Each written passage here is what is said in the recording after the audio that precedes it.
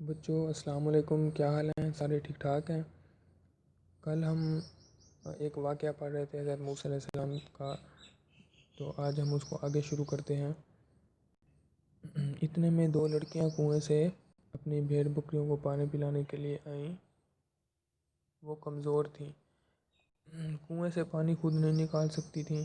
حضرت موسیٰ علیہ السلام نے جب یہ منظر دیکھا تو فوراً اٹھے اور کنویں سے پانی نکال کر ان کے جانوروں کو پلایا۔ حضرت موسیٰ علیہ السلام کی مدد کرنے پر وہ بہت خوش ہوئیں اور آپ صلی اللہ علیہ وآلہ وسلم کا شکریہ ادا کریں۔ صلی اللہ علیہ وسلم حضرت محمد صلی اللہ علیہ وسلم کے پاس آتا ہے، باقی انبیاء کے ساتھ علیہ السلام لگایا جائے گا۔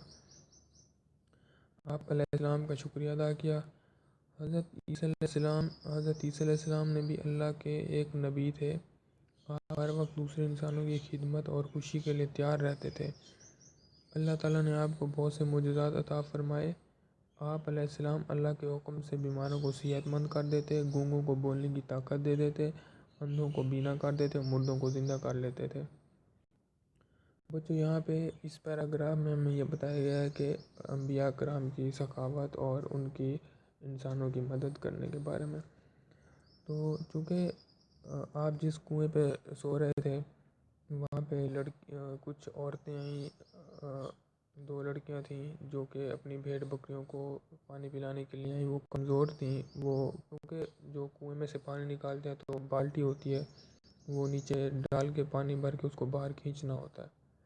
کیونکہ جو لڑکیاں تھیں وہ کمزور تھیں، وہ نہیں کھینچ سکتی تھیں، تو آپ نے ان کی مدد کی، ان کی بکریوں کو پانی پلایا اور ان کا جس پر وہ خوش ہوئی اور آپ کا شکریہ ادا کیا۔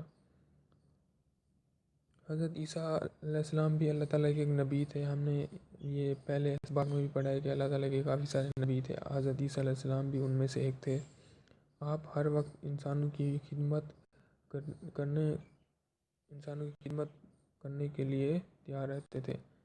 اللہ تعالیٰ نے آپ کو بہت سے معجزات عطا فرمائے تھے۔ معجزات ہم نے پہلے پڑھ لی ہے۔ معجزات کیا ہوتے ہیں؟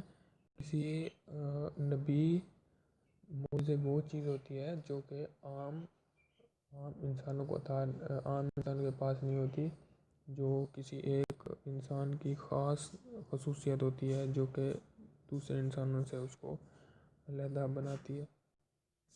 آپ علیہ السلام اللہ کے حکم سے بیماروں کو صحت مند کر دیتے تھے۔ جو لوگ معذور بیمار لوگ ہوتے تھے، آپ ان کے پاس جاتے، اللہ تعالیٰ سے دعا کرتے اور ان لوگوں کو صحت مند کر دیتے۔ یہ آپ کا ایک معجزہ تھا کہ جو بیمار لوگ ہوتے تھے آپ اللہ تعالیٰ کے حکم سے ان کو صحت مند کر دیتے تھے، گونگوں کو بولنے کی طاقت دے دیتے۔ جو لوگ گونگے ہوتے تھے، نہیں بول سکتے تھے، زبان لڑکھڑاتی تھی یا کوئی اور وجہ ہوتی تھی، جو بولنے سے قاصر تھے، آپ اللہ تعالیٰ سے دعا کرتے اور گونگوں کو بولنے کی طاقت دے دیتے، تو گونگے عام انسانوں کی طرح بولنے لگ جاتے تھے۔ اندھوں کو بینا کر دیتے تھے۔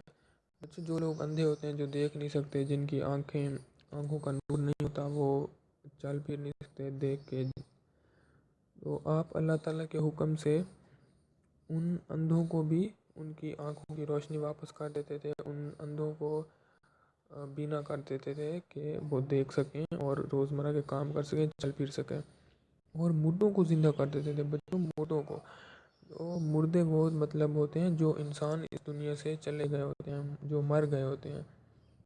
اللہ تعالیٰ کے حکم سے آپ مردوں کو بھی زندہ کر دیتے تھے۔ آپ مردوں کی قبر پہ جاتے، اللہ تعالیٰ سے دعا کرتے اور مردے زندہ ہو جاتے تھے۔ یہاں پہ آج ہم نے اتنا ہی پڑھنا تھا۔ آج ہم نے آپ علیہ السلام کی سخاوت کے بارے میں پڑھا، جن میں ہم نے ایک واقعہ پڑھا تھا کہ آپ نے کمزور لڑکیوں کی بھیڑ بکریوں کو جانوروں کو پانی پلایا، اور آپ کے معجزات کے بارے میں پڑھا، اور معجزات کے بارے میں بھی ہم نے 3-4 معجزے کے بارے میں پڑھا، جن میں سے ایک ہے کہ آپ اللہ کے حکم سے بیماروں کو صحت مند کر دیتے تھے، گونگوں کو بولنے کی طاقت دیتے تھے، اندھوں کو بینا کر دیتے تھے اور مردوں کو زندہ کر دیتے تھے۔ تو بچوں آپ اس سبق کو اچھی طرح یاد کیجئے، انشاءاللہ ہم کل آگے پڑھیں گے۔ اپنا خیال رکھیے گا۔ اللہ حافظ۔